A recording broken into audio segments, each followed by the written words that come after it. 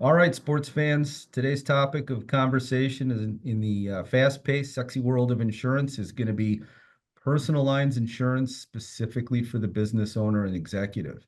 This is episode number 5 of the Financial Poise series, Insurance for the Business Owner 101. To learn more about financial poise, you can review slide 42 at the very end of the deck. Our panelists today are Lee Burke of Burke, Bogart, and Brownell, Ken Sidlowski of the Horton Group, and Jonathan Mayotte of Thornton Powell. And my name is Gary Kirschenbaum. I'm with Alara Group, and I will be your moderator today. Neither Financial Poise nor we intend this to be an infomercial, so you're not going to have to listen to myself or any of us reading off of slides or reading our bios. If you want to know more about any one of us, you can just go to the bios at slides 35 through 39. And about the slides themselves, I will do my best to call your attention to certain slides as they're relevant to the conversation. And you can take notes if you like, but don't worry if you're just listening and not watching to the webinar, you'll be just fine. The slides aren't that critical. It's more about the conversation. Financial Poise webinars are supported by sponsors. So first sponsor and first slide to pay attention to if you're watching. Mood, the nation's premier online retail cannabis dispensary. Sunburst Digital, maker of Type to Learn, the #1 typing app for children K through 12. And Max Asset. If you need to conduct an online auction, Max Asset is your turnkey solution. And again, you can review these slides if you like. They are slides number 3 through 5. And the last thing before we begin, or 3 through 4, sorry. Slide 5, our disclaimer. You are not our clients, and we are not your lawyers. What we're doing here today is for general education only and not for you to act on without appropriate advice. So, without further ado, let's begin. Jump here about the series. Every business owner has at least one contract, and despite paying for them and being bound by them, often they don't understand them. The expert panelists here hope to dispel some of the mystery and shed a little light on the basics of personal lines insurance and how it relates to a business owner or executive specifically. This will be a conversation in plain English, and we'll use some different scenarios to help illustrate the material. So let's get jumping here. All right, so a little hypothetical just to set the scene for what we're talking about. I think it's fairly obvious, but examples always help. So we'll use Nora. Nora's the CEO of Toyco. It's a startup tech toy company, and she's grown the business. She's used a portion of her personal money to get the business off the ground, used her personal car for initial deliveries, and she's hired 2 employees to work in her office that's located in her garage. Toyco is growing, and she's now interested in acquiring proper insurance to ensure that her business is kept separate from her personal. So, Lee, start us out here. What are the considerations Nora needs to be thinking about, and what risks does Nora run with blurring the line between her personal and corporate assets? Thank you, Gary. The first thing I would say that Nora needs to think about who is going to advise her and counsel her on her business insurance needs.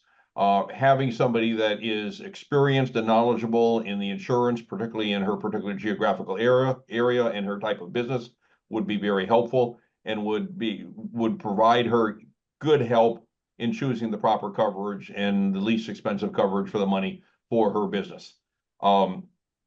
People don't think about it, but one of the first things she'll have to face is who or what entities are going to require certain types of insurance from her.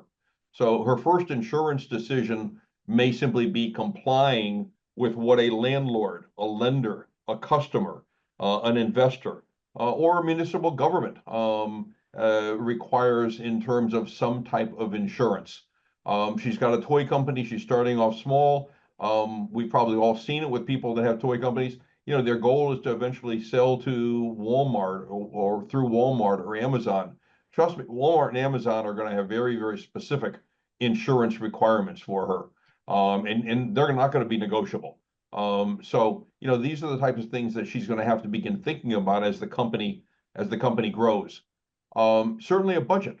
I mean, real life insurance is expensive. She's got a small company. So what's her budget? What can she afford? Again, she's going to need some help in working through that. What's her risk tolerance? How much risk does she want to bear herself? How much does she want to protect her business? And she's got some of her personal funds invested in the business. So these are all considerations that come into, into play in right up front, just to get an insurance program up and running. In terms of some of the things that she'll run into as far as blurring the line between her personal assets and her business, one would be she has to be careful, and this is a legal term, and we're not attorneys, but to, breaching doing something that would allow a claimant to breach the corporate veil and get to her individually rather than the protection for her LLC or corporation. So that's one consideration, and that's a legal issue. She has obviously the financial loss if the business fails, so she's going to want to protect the business, protect her investment in it, protect the equity that she's built up. And very often, starting a business, most of us have done it. We've had to sign on for personal guarantees for loans, whether at a bank or credit union, or perhaps with friends and family. So these are all things to think about that are, there are personal financial exposures in addition to the business. Got it. Thank you. And looking at the personal assets, because we're talking about sort of the blurring of the line here, and this may be a fairly obvious one, but maybe important to highlight, what personal assets does an individual need to protect? Yeah, thanks, Gary. That's a great question. Besides the obvious, the physical assets, so the home or homes, if you have a successful entrepreneur or business owner, there could be, multiple properties, maybe throughout a state or throughout the country, that need some coordination. You could have multiple vehicles, and those could be regular private passenger. They could also be collector vehicles. If, again, this business owner or entrepreneur has been very successful. And then, but certainly, when we think about bank accounts, my brain right away goes to asset protection around, savings and net worth. And, most importantly for business owners who are starting out, future earning potential, that's a big one. And so oftentimes I position this to clients as, think about your physical assets, your investable assets, and your future earning potential. And the future earning potential, can be the most critical component of those three, especially for somebody who's starting out and might be what we refer to as a Henry, a high earner but not rich yet, but they have a lot of potential. And we want to protect that, throughout the course of the years because they're working hard to build this business and to accumulate net worth, and we don't want one bad liability claim, whether it be at a house or with a vehicle, to have that all come crashing down. Gotcha. Thank you. And moving slides here. Jonathan, what personal risks are looming here for Nora? Well, thank you, Gary. Any potential number of risks. There's always the risk of a lawsuit. Anybody can sue you for just about anything they want to. So there's always that risk.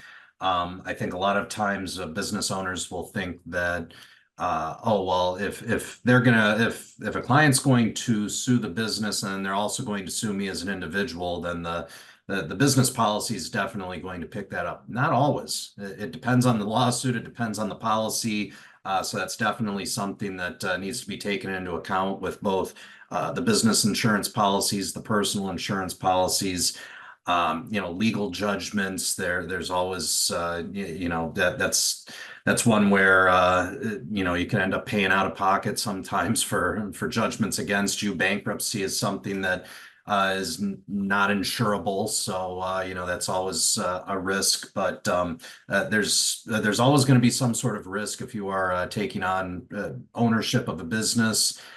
Just because you've set up a corporation or an LLC, obviously that does not guarantee that somebody can't come after you as an individual. So that's why you want to have a conversation with your insurance agent. You want to have conversation with an attorney, CPA, everybody, your whole advising team to figure out the best way to protect yourself and protect the business as well. Got it. Thank you. So, Lee, when we were talking in preparation for the panel, you brought this up, and I thought it was interesting. Slides here. Some of the biggest mistakes that we see business owners as insurance people ourselves, some of the mistakes that they make as they're going through the process of putting insurance in place for different assets and different exposures. I think the biggest thing that I see that people make, and actually I'll break it into two areas. Number one is that they should have somebody in charge and advising them of insurance. There needs to be one person that they look to for answers, for information, for guidance, and as they're part of the management team when it comes to insurance and risk management. That's really important. So many people buy insurance, and there's nothing wrong with buying insurance on the basis of cost. But when you go to buy it on cost and you buy, one policy from one agent, a couple of policies online, something from a neighbor, you got different companies, there's nobody in charge. There's nobody responsible. There's nobody coordinating. The old adage, the left hand doesn't know what the right hand is doing. And insurance policies and insurance coverages are legal contracts. And so often one policy has to fit together and dovetail and coordinate with another policy. And when you've got 3, 4, 5 different sources of insurance, insurance companies or methods of buying, there's nobody in charge, and it's just it's a mess. Right. The other thing that I would simply say to clients, and this is whether they're individuals or people, and the three kind of things that we say to our clients, we want our clients to know what they have. You'd be shocked at how many business people, how many individuals, when you ask them, tell me about your insurance, what do you have? They don't know. They can't tell you. They're spending thousands upon thousands of dollars and they do not know what they have. So asking them why they have it is almost laughable because they don't even know what they have, so they don't know why they have it. And then the last thing is if they know what they have and why they have it, is it what you want? Have you sat down? Is this really what you want? As opposed to, you've just been sold something. So, I would say to everybody, make sure at the end of the day, you know what you've got, why you've got it, and you're comfortable that that's what you want. So, Lee, you make some really good points about this, and we've all seen it in our travels. Jonathan, when we were talking on this issue, you brought up a really good personal example, I thought, of how it's so easy for an individual, especially a business owner with multiple assets and a lot of different things going on potentially, to just get coverage for this thing over here. We'll just get that taken care of, right? And end up, as Lee said, with multiple brokers or multiple carriers. I retell the example you had with your vehicle that you were trying to insure and how that impacted your other lines. Oh, sure. Yeah, personal example here. Always the easiest ones, but I have a convertible that I will be buying, and it's going to be at the end of or beginning of next year. And I was just out of curiosity, especially being in insurance, I wanted to know, where should I insure this thing? How much is it going to cost? It's a 1997 Mustang. So to insure it, I thought, well, it's an older vehicle. It's not going to be driven a whole lot. maybe I should insure it through a specialty carrier that insures nothing but collector vehicles and older vehicles. But then I started thinking, I'm like, well, is this something that I can cover under my own personal umbrella policy? And that's important to me because if something really bad happened, I may need to tap into that umbrella policy. And the answer ended up being no, it's not going to be insured under that personal umbrella. It was the carrier's choice not to be able to pick up the other carrier's policy. So kind of made the decision simple going forward that I'll insure it under my own personal auto policy. So that way I have the umbrella coverage in case the absolute worst possible scenario happens. And the dollar amount wasn't really all that, it wasn't a huge difference. It wasn't enough to sit there and say, oh, you know what, I can forego that umbrella. But again, it kind of comes back to personal comfort level as Lee was saying, for me, that's a priority, probably because I'm in the insurance business, but Right. maybe other people would probably say, well, if I'm going to save $100, I'm going to save $100, but that's also their prerogative. But that was the direction that I've decided that I'm ultimately going to end up going. Well, I think the important thing to note there, you knew to look for that and ask the questions, but somebody else just on their own going to get that insurance, depending on who they're talking to, might not even be aware that they're not covered by their umbrella anymore for that asset, which, it's one thing if you make a conscious decision to take on the risk. It's another thing if you're taking the risk and you don't even realize it, right? Absolutely. Absolutely. And I think all of us see that more times than we can count where Right. Right. people think maybe something's covered somewhere and it really isn't, and or they thought it was, and then they have a conversation with us and we're able to fix it for them. So Got it. Thank you for that. Right. So taking a step back, throughout this whole webinar series, uh, we've discussed all different types of insurance. We've covered most every line, and how each one it can be beneficial and is applicable to different scenarios or different business situations. So I want to round it out a little bit here with a couple of things. Um, Personal umbrella insurance. I think everybody knows home and auto. All you have to do is watch television or listen to radio for about a half an hour a day, and you'll get inundated with 4 commercials. But personal umbrella insurance isn't one that they talk about a lot. Um, from an owner's perspective, from Nora's perspective, she's going to have an umbrella for her business. But what about personally? Does somebody really need a personal umbrella? Ken, you want to give us some insight on that? Yeah, that's a great question. And the answer to that is absolutely. All day long, they need a personal umbrella. What we oftentimes see with business owners is they're so focused on driving the business. A personal liability claim can really derail them from focusing on what they need to be doing with that business. And so to have adequate umbrella coverage in place can be critical for them, in the continuation of, their business operations. And so back to what I had mentioned earlier, about thinking, about physical assets, investable assets and future earning potential. Oftentimes, we will talk to clients about that in conjunction with maybe another trusted advisor, like a financial advisor or a wealth manager, and then try and balance that against the client's risk tolerance, meaning, what are they prepared to insure up to, and then prepared to self-insure beyond that. And so I always recommend umbrella or excess liability coverage to clients. I think it's critical, especially to protect, the assets, that they've worked so hard to accumulate. And I just for the benefit of an audience, I like to assume everybody knows what we're talking about in general, but give a quick um, understanding of what the umbrella covers, what it goes over. It's an umbrella, right? By definition, we know it goes over something, but what does it go over? Yeah, no, that's a great point of clarification. So, umbrella, generally a personal umbrella, that is, to differentiate from a business umbrella policy. A personal umbrella policy will pick up the liability of any underlying personal policies. So a personal homeowner's, personal automobile, watercraft, recreational vehicle, they all come with what we call underlying or primary liability. If there's a bad claim situation and that homeowner's liability is exhausted, that's where an umbrella would drop down and continue that coverage, or continue that coverage for that line. And it would do the same thing for automobile, watercraft, recreational vehicle, etc. So it sits on top of those underlying lines of coverage, if you will, and that primary liability. Got it.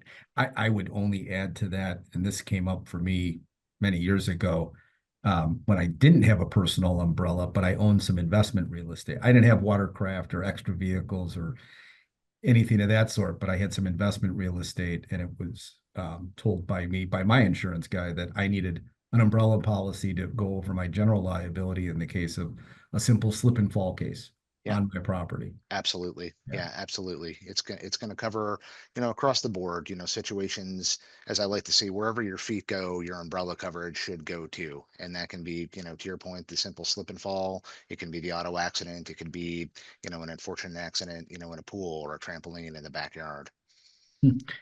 Yes. Yeah, another good example. Gary, can I add something to that? Yeah, sure.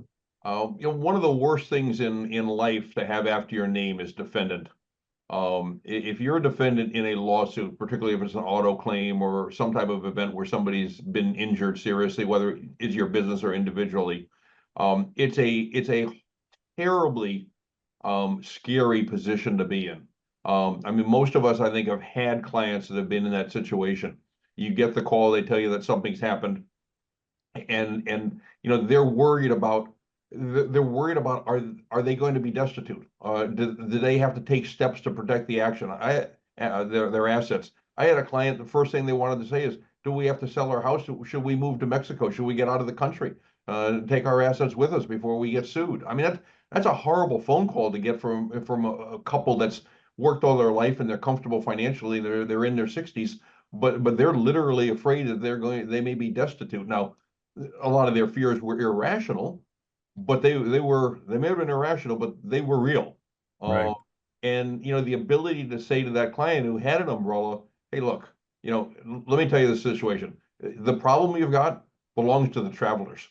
It's their couple of $1 million at risk. It's their responsibility to hire and pay the defense counsel. You're in the first inning of a ball game. Sit back, relax, enjoy your life. It's the insurance company's problem. It's not yours. And that makes all the difference in the world to either a business person or an individual. God forbid they ever should be a defendant." Thank you, Lee. I want to get one other term out there. It's not a personal lines insurance term. It's actually a business insurance term, but I feel like it's one that we need to demystify for business owners, and that's the BOP. Jonathan, can you talk about what a BOP is? Sure. And if you don't mind, real quick, I want to piggyback off of what Ken and Lee just said about the umbrella, something that I encounter a lot with usually smaller business owners or people just starting. They think that the personal umbrella is a fix-all for everything with their business. Your personal umbrella is your personal umbrella. Your business umbrella is your business umbrella. And the two have essentially nothing to do with one another. So just want to get that out there because I encounter that quite a bit. As far as the business owner's policy is concerned, the business owner's policy is the insurance policy that's often used for small to mid-sized businesses, combines both property coverage, general liability coverage. The property coverage is going to include limits for insuring a building if you happen to own one, or if you're responsible for insuring the building. You'd say you have a triple net lease or something like that, and you need to insure the building. There's coverage for that if you need it. There's coverage for contents, business income. If there's a covered loss and you're forced to close for a certain amount of time, they can cover overhead costs, utilities, paying payroll, things like that. General liability, that's covered under the business owner's policy. That's for the bodily injury claims if there's a slip and fall, or personal injury claims, say somebody accuses the business of false advertising, libel, slander, things like that. Key thing to remember is that the business owner's policy is going to protect the named insured, and that's typically the business entity. So again, we're coming back to that separation of personal policies and business policies. Business owner's policy is for the business. So if we're going back to the toy company, business owner's policy is going to have the toy company's name as the named insured. That the entity is what has the full rights under the policy. There are obviously policies that may help out individuals, but the business owner's policy is for the business. So big thing to remember there. Thank you. Thank you. And we're gonna talk a little bit about what doesn't get insured or what exposures do you have that don't get covered by insurance. But before we do, kind of related to what you all were saying about, you kind of all similarly said the same thing about umbrella coverage, right? You have your personal umbrella, you have your corporate umbrella. They are distinct and separate. Well, so Nora has got her toy company, and her insurance agent did her right and got her a cyber liability insurance policy to cover the business for any bad actors that want to hack her system or steal her stuff or try to ransom her, etc. Does she need a cyber liability policy on the personal side? Lee, you want to jump into that a little bit? Great question. The answer to that is, I don't know. I don't know, because I don't know enough about Nora to answer the question. But if I was sitting and talking to her and she asked that, the first thing I would say to her would be that, you can't buy insurance for everything, and you shouldn't buy insurance for everything. The first thing I think businesses and individuals should look at is taking reasonable and prudent steps to prevent any type of loss happening. So, where Nora should start is looking at what her risk factors are, and I'll talk about those in a second. But what types of steps does she take? Is she careful and prudent with her cyber exposures? She take all the steps that we read about every day and we hear about every day to prevent, hacking and intrusion and some type of cyber loss. That's the best thing she can do to prevent a cyber claim. You don't want to have a cyber claim. Having cyber liability insurance is nice, but it still is a terrible experience. So take the right steps. Secondly, look at your exposures. I mean, is she a single person who's prudent in her lifestyle and her electronic usages? Or does she have 6 teenagers at home and 6 young kids that are all online, all using the same computers, all with iPhones? You just took your cyber liability exposure and quintupled it with those exposures. So what are the risk factors? Cyber liability is great to have. I don't think everybody needs it. I think everybody should be intelligent about cyber liability and take proper security precautions, and then start evaluating, what their risks are, their exposures are, and whether they need to go to the expense of an individual cyber policy.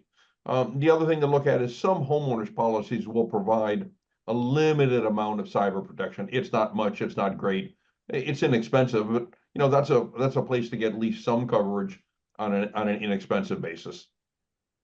Okay, thank you. Appreciate that. Cyber is such a hot topic these days, and it's all in the news. So I think it's important for folks to have some understanding of what's out there. Ken, Jonathan, anything to add to that? I would say, what Lee said is absolutely correct. I mean, as far as, it depends on what her exposures are as an individual, but, from a business standpoint, I'm seeing, you guys, Gary and Lee, you may be seeing this a little bit more, that there's definitely an uptick in clients with cyber issues, cyber claims, cyber scares. I could go on, but that's for the business. Yeah, I could sit there and give you a million reasons why you definitely need to look at it. From an individual standpoint, again, just kind of depends on what your situation is. Sure. I mean, for insurance people here, we could tell horror stories all day long, right? Oh, sure. The problem with the business is primarily you're at risk for your stupidest, laziest, or most irresponsible employee. At least at home, you've got some four-wall protection. It pretty much, the problem is going to come in with within the four walls of the house. At the business, I mean, heaven help you. Yeah. Yeah, Right. I've even seen responsible employees make mistakes where they're like, I didn't see any red flags. I saw absolutely nothing. And now we've got a problem. Yeah. Yeah. Ken, you were going to say something? Yeah, I was going to mention, I talked to cyber, I talked to my clients about cyber, during, new business proposals as well as annual reviews. I think to Lee's point, it's a coverage that they have to value. They have to see value in it. Does it make sense? And to what Jonathan said, we all have horror stories. I have my share that I've heard, been through as well. The one thing I worry about, with these types of situations is maybe not necessarily the business owner or owners, but maybe it's the kids at home. Maybe they're on social media. Maybe they're posting some content, that maybe mom and dad aren't aware of. And, now, they've made, not just the family a prime target, but maybe the business a target, for some kind of a defamation, lawsuit as well. So it's certainly a coverage. I think it's important. It is a hot topic. I try and talk to all my clients about it. Okay. Good. Thank you for that. Gary, let me just add one thing. Yeah. I think, Ken just kind of opened the door to something that, so often, the elderly, the senior citizens are victims, and they're easy victims, for cyber exposure because they're just not savvy very often. So, if you've got mom, dad somewhere, and they're on the computer, they're doing stuff, either try to get them a little help in education, or maybe they're the people that need the cyber, maybe they're the people that need the cyber coverage. I'm in Florida. Unfortunately, we see a lot of elderly people that are victims of cyber scams, and it's just terrible. Right. Right. Okay. Thank you. Right. So, shifting gears again a little bit. This isn't so much specific to our friend Nora as much as more just in general. And again, I think some of what we're putting out here is some basic blocking and tackling, but important to note. Jonathan, you want to talk for a minute or two here about like what's not covered by personal insurance? What are the things that you should expect to, if you do it, the insurance isn't there to pick it up? Sure. So the most obvious one is going to be illegal acts. I mean, the example that I always use for that is if you light your house on fire, you're not going to be able to pick up the insurance. Everybody knows that it's arson. You're going to jail. You're do not pass go, do not collect your insurance check. So that's the obvious one. Punitive damages, a little bit iffy. It kind of depends on where you are, where the suit's filed, which state we're talking about. Some states allow for punitive damages to be covered by insurance. Others do not allow it to be covered by insurance. Some have caps on how much can be covered. So that's kind of depends on where you are and where the suit's filed. Fines, penalties, regulatory sanctions. Typically under, I mean, we can go back to like the commercial cyber policy. There's coverage for that under personal policy. Probably not as much. That's a little bit different. So actually on a cyber policy, there's a line there in a lot of the policies that'll say, if you're not PCI compliant or if you have a HIPAA fine or something like that you need to pay, it's covered. But typically don't see that on the personal side. Got it. Got it. And so that's speaking to what would not be covered for certain things that an individual might do.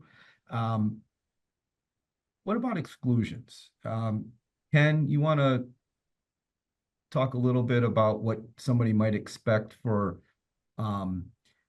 exclusions in a personal policy that could relate back to their business? Yeah, absolutely. So, besides some of the obvious ones, or maybe not so obvious, like earthquake or landslide or flood, which are pretty standard exclusions on a homeowner's policy. Generally, all business activities are not included on a personal policy as well. And so, how does that relate back to commercial insurance? Well, if I know business owners and entrepreneurs, a lot of times they have many different irons in the fire. And so, besides their primary business, they may have a side business going on. And so, for example, my brain goes to, we have a nice piece of property and we have a horse stable, and we're boarding horses and we're providing riding lessons, or I have a home office and I'm seeing clients at my office because I'm in the construction industry. So a lot of times, we have situations like that arise where, well, I'm covered under my business policy for that, right? Well, no, not necessarily, because that's a separate business aside from what your primary business is. Well, then I'm covered under my homeowner's policy, right? Not necessarily if it's a business activity. So there can be some commingling, I think, of business and personal activities that go on quite often. And so that's a conversation. That's a conversation with your personal risk advisor, and or your commercial advisor to say, look, where am I covered in situations like this? And one last note too, and not to get too deep in the weeds, but we oftentimes have clients who have personal assistants working for them. So maybe a personal assistant, maybe a gardener, a housekeeper, and the topic of workman's comp comes up. Am I covered? Well, we covered that individual, under my business insurance. But are they really an employee of your business, or are they your employee? So this can kind of delve into the gray the gray matter, as I like to call it. But certainly, these are conversations you have to have with both personal and commercial advisors. Got it. Thank you.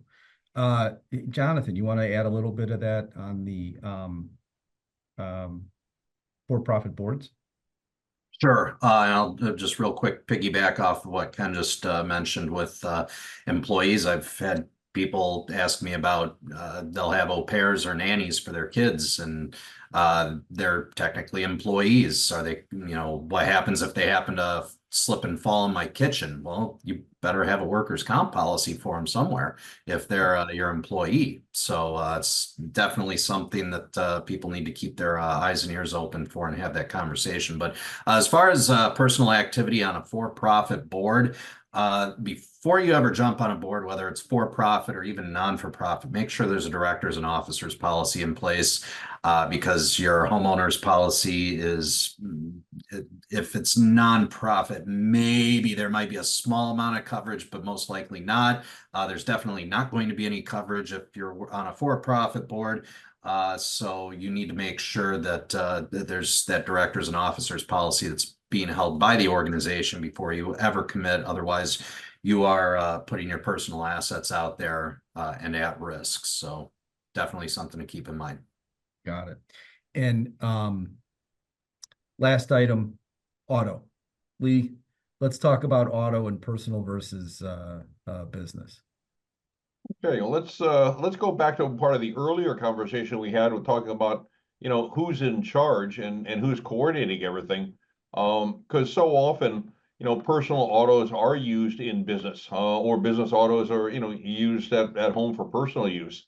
And it's important for the respective insurance carriers to know that, and for the client to get proper advice. Auto insurance companies compute their premiums to a degree on the driving records, the location of the vehicle, certainly the amount of coverage that's purchased, but also on how a vehicle is used. So on a personal automobile, whether somebody's driving a car to and from work, whether they're just using it for pleasure, driving 3,000 miles a year, the proverbial little old person driving to and from church, or whether it's used for business by a salesperson, makes a difference on the premium. And insurance companies ask those questions. They certainly do it when you apply for insurance, and typically they will do it at renewal. And you've got an obligation. You've got certainly a moral obligation, but you've got a legal obligation to answer that honestly. And it would be rare for an insurance company to deny a claim based on misinformation, but give them a big enough claim and give them a reason, and they can do it, and they will do it. So the person who's a salesperson driving 60,000 miles a year, who, tells the insurance company that it's a pleasure use, or the realtor, and I understand, everything gets shown virtually nowadays, but realtors still put people in cars. And they put, a family of four in a car and they go out and have an automobile accident and their car is rated as pleasure use. And they've been a realtor for 18 years. They're going to be real lucky if that insurance company is going to defend that claim and pay that claim. Um, so, the big thing I think is communicating how a vehicle is being used. And you want to make sure that there is coverage on behalf of the business for personal vehicles being used, on behalf of the individual when they're using it for business use. And sometimes they also need to get certificates of insurance. A commercial underwriter may want to see certificates of insurance that the employees are using the cars for business purposes have certain amounts of liability coverage. Okay. Anybody have anything to add? No? Cool.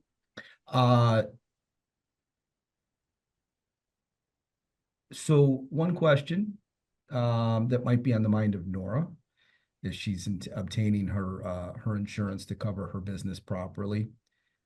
And this would be a big question that I think comes up quite a bit. How much of a policy do I need? How much coverage do I need? Ken, you want to talk a little bit about that? Yeah, that's the $66,000 question, right? We often get. And years ago, the easy question would have been, well, you insure up to your net worth, right? Well, that's all changed because the cost of excess liability and umbrella, insurance has gone up so exponentially that it's not always cost effective, to just do a one and done. But I would point back to physical assets, investables, future earning potential. Um, how much longer somebody has to work, how much longer are you going to lead this business? And also, what is your risk tolerance? Oftentimes when business owners, reach a certain level of net worth, they're prepared to insure up to a certain amount and then self-insure beyond that. And that's just, a risk in today's hard market that, they just have to be prepared to accept. Because, insuring, for $10 million is way more cost effective than insuring up to 50 million or $100 million, if you can get that much coverage too. And that's another issue in and of itself that, obtaining, those types of numbers in today's market is not as easy as it used to be years ago. There are also tools out there available from various carriers. They happen to live mostly in the high net worth space where you can actually go in and do a calculation. We call them, umbrella calculators or excess liability calculators, where you can plug in different pieces of information about your lifestyle. How many homes do you own? Do you have youthful drivers? Do you have watercraft? How big are the watercraft? Where do you use them, etc. And that can help you calculate, an appropriate amount. But I always think it comes back to, a conversation with your trusted advisor, your personal risk advisor, your wealth manager, maybe your attorney or your accountant as well, and where you fall on that risk tolerance or, just that risk spectrum. Are you more tolerant? Are you averse? And it really can be a personal decision. Yeah, I mentioned earlier that I had put an personal umbrella policy in place years ago when I first started buying some investment real estate. And I had $1 million umbrella, and I thought, that's a lot of coverage on top of the $1 million that I already had. And it was years ago when it was brought to my attention, yeah, it's probably not enough in today's environment. And that was 15, 20 years ago. Probably should be increased even more in today's environment with these nuclear verdicts and all these crazy judgments that you see with people. Yeah. So I mean, and oftentimes I ask clients, well, what would you sue somebody for? Would you sue them for $1 million or would you sue them for $20 million? And that gives them pause to think. And you make a good point about, some of these, juries and jurisdictions, if you will. There's a term floating out in our industry right now called social inflation that I would just encourage you to Google and read up a little bit on. But it has to do with how jury verdicts have become inflated, based upon, where those judgments are being rendered, what jurisdictions they're in, what type of, civil case it is. So, good points to bring up. you know, on the commercial side, it's not, I won't say it's easy, but it's usually a little bit more definable because you either buy as much insurance as you can budget for, or you buy as much insurance as you're told you need to have, right? Because if it was free, you'd take it all. Right. And but on the personal side, you don't have the piece where somebody's telling you what to have. There's no requirement. It's really all more on budget. What can you afford? Or what should you have based on asset value? Like if you've got a certain value of assets, you should at least have that much insurance, Yeah, right? absolutely. Yeah, absolutely. I think it's an ongoing conversation, right? I mean, your trusted advisor should be doing an annual review with you every year. That should be, one of the topics of conversation. Are we keeping pace with your lifestyle? Are we keeping pace with your net worth? Is there anything we need to be looking out, ahead of the curve? Are you buying a new home somewhere, et cetera, putting in a pool? So those are all, just I think part of the continuing conversation, with your trusted advisor. Eric, Yeah, go ahead, Lee. yeah, let me jump in there for a minute. At the risk of sounding cynical or flippant, I'm going to say that first of all, it's an unanswerable question, which we all know. Secondly, part of the answer is, well, just how lucky or unlucky are you, Mr. Policyholder? You had the automobile accident, and a family of four is seriously injured, and it was in Chicago or the suburbs, or you had the same accident and it was in the Upper Peninsula of Michigan. Do you think that claim has the same cost in Chicago as the UP? I don't think so. I mean, it could be boxcar numbers in Chicago, and it could be very reasonable in the Upper Peninsula. So, where the claim happens, who's on the jury, what's the jurisdiction, the huge issues that nobody can predict. The best answer that I ever heard in terms of how much coverage is needed came from an old-fashioned insurance person that said, keep in mind that what you're really buying when you're buying liability insurance is defense costs. The insurance company has the obligation to provide defense costs. The insurance company it's their expense. It's their cost to pay. And typically in most jurisdictions, once an insurance company has tendered their policy limits, their obligation to continue to provide defense costs is over. They get the right to check for the $1 million or $2 million and walk away from the claim. And now the defense costs are yours. So the answer to this old insurance sage was, in terms of how much is enough, he basically said, you want to have enough coverage so the insurance company is never going to pay a claim or walk away from it and leave you to defend yourself and have that worry, have that concern, have that anxiety, and have the expense. Now, again, I don't know what that limit is, but when you look at it from that perspective, if you're a successful business making money or an affluent individual, it puts a very different perspective on, do I want $2 million worth of liability coverage or 5 million or 10 million? The answer is you want enough that, God forbid, whatever happens, it's not your problem, it's the insurance company's problem. Sure. And they will, in today's environment, talk about the social, the social inflation that Ken did. Carriers will write a check for $1 million or $2 million and walk away from a claim in a heartbeat because they know they could spend $3 million defending it. Right. And to further confuse, sometimes defense costs can be included within the coverage amount, right? So Yeah. we always want to recommend a policy where defense costs are separate from the actual coverage amount. Right. If you can get it or afford it, right? Right. But that's a Yeah. topic probably for another time. We could talk for a long time about that. Jonathan, anything to add? No, I mean, I'll just say that I agree with all of it. Okay. That's the big thing is probably get into this next is how much is really enough. That's Gotcha. Yep. All right. So the last thing that I would like to bring up here is so Nora's coming back to our example because Nora owns the business. She is an executive. She's an officer and a director of the business. And so we're going to talk about a commercial insurance line, directors and officers insurance, but why it's important to the individual to have. Lee, you want to tackle that one? D&O coverage is basically malpractice or errors and omissions coverage for the officers and directors of a company. Let's say they make an honest, well-intentioned, but a business error, a judgment error. They simply have to decide whether to go left or go right on new products, new investment, new plant, new financing, et cetera. And they make a decision which turns out bad. Maybe they got bad information, maybe they didn't do enough due diligence. Who knows? But those decisions can come back and haunt them. Investors,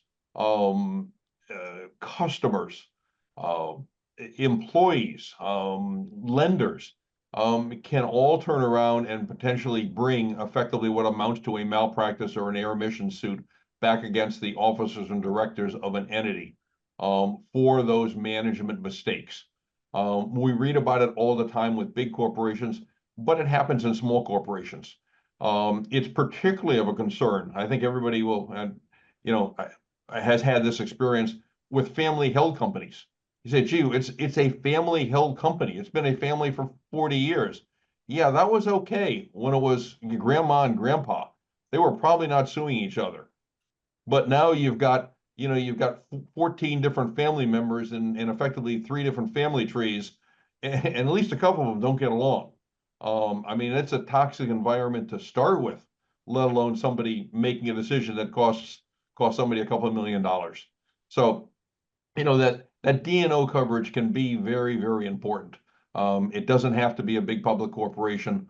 When money's involved, it's good to consider protecting and taking the proper prudent steps. Got it. Ken, Jonathan? Yeah, I mean, I agree with everything Lee said. I think it's, again, it's part of that, risk analysis and annual review process. When you're talking about, emerging risks in your lifestyle, these, business owners and entrepreneurs have been successful, and they want to donate their time to either for-profit boards, not-for-profit boards.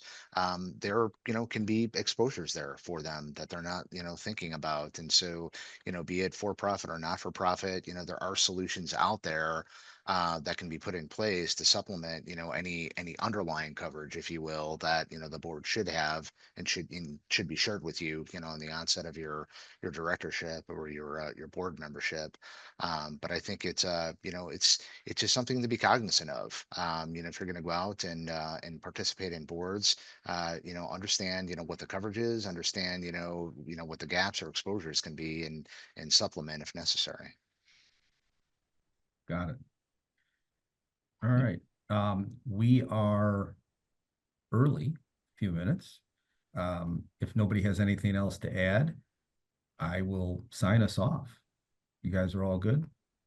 Gary, let me just touch base on one thing I'd like Jonathan and Ken to jump in on. But one of the things that concerns me is the prevalence and the growth of insurance, particularly insurance, personal insurance, being sold online. And I don't have any objection to online providers. They're very often, it's an efficient and inexpensive way for people to buy insurance, and that's good. But I think the public needs to realize that virtually every online insurance portal is designed and structured to provide the lowest possible quotes to the clients. I mean, let's face it, people going online to buy insurance are primarily shopping price. Not everybody, but they're looking for a price break. And the people that are designing the portals know that. So they're designing the portals with drop downs that go to the lowest coverage limits, the higher deductibles, the less cover, the policy feature that provides less coverage rather than more. It has certain policy restrictions or limitations that may or may not be highlighted. You're getting a lower price, but you are almost always getting less coverage, inferior coverage terms, or there's something allowing the insurance company to pay to give you the lower price. Yeah, they're saving commission dollars by not going through an agency, but they're spending millions upon millions of dollars to support that portal, write that software, and put that advertising out there. So there's pretty much a trade-off in the marketing costs. The question is, how are they selling something, cheaper? And it's probably that you're simply getting less. And that's okay if it's evident to the public, but it's not. It is simply not. There's nobody that's comparing, the homeowner's policy, the auto policy, the umbrella policy that they have now to something else. And it's hey, these are tough times. People need to save money, and we all like a bargain. But at the end of the day, there's a big difference between price and value. Sure, sure. Okay. Yeah, And I think Jonathan? I'll add to that, just say that, I mean, if you're gonna buy the insurance, the whole point is to have it in case something catastrophic happens. If it's not going to do what it needs to do when that catastrophic thing happens, you're gonna end up in much worse shape than you would have had you just paid the extra money on the premium to have the coverage that would have actually covered it. I'm sure that Ken, Lee, Gary, you guys have probably at some point or another come across some policy that was purchased online, and you're looking at it and you're going through it with somebody and saying, do you realize you're not covered for this, this, and this? The other thing that I've encountered too, when I've had those conversations with people, is they usually come to me because they can't, they're dealing with an 800 number. They're not dealing with an individual who can actually advise them, okay, we should do this, or go to bat for them if there's a problem. So just other things to keep in mind. I had a Trinidadian client who used to tell the story about a Trinidadian wise man whose favorite saying was, "Good thing no cheap, cheap thing no good." Makes sense. Yeah, yeah. Well, and I would just add that these disruptors they're here to stay, right? And we've all seen the coverage offered, and I think it just reinforces the value of a trusted advisor. To be able to have a conversation with someone that you trust, who's another member of your personal board of advisors. I think is just invaluable. So to that extent, I'm always going to recommend, that you work with somebody who's, competent, who's going to help you make a good buying decision, or just provide, good advice and consultation. Well said. Well said. And with that, still a few minutes early, I'll sign us off. I want to thank you three, our panel, for joining us today and taking time out of your busy schedules, and our audience for joining us today and listening in. If you would like to know more about Financial Poise and these or this particular series of webinars, or any of their others, just go to www.financialpoise.com, and there's all kinds of great information available. Thank you all for participating today. Take care. Thanks, guys. Thank you. Well. Take care.